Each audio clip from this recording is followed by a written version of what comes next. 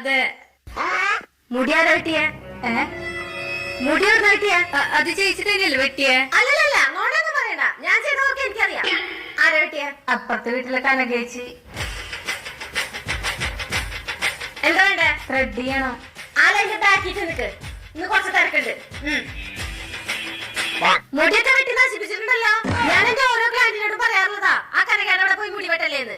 ഞങ്ങളെ 1000 കൊടുത്ത് beautician course പഠിച്ചിട്ട് അവിടെ പാർലർ തുറന്നു വെച്ചേക്കുന്നത്. അവളോ യൂട്യൂബ് നോക്കി പഠിച്ചിട്ട്. അതൊക്കെ ആർക്കും അറിയില്ല നമ്മളെ വിചാരം.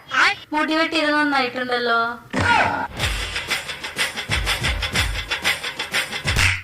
നിങ്ങൾ എന്നെ തല്ലിയില്ലേ?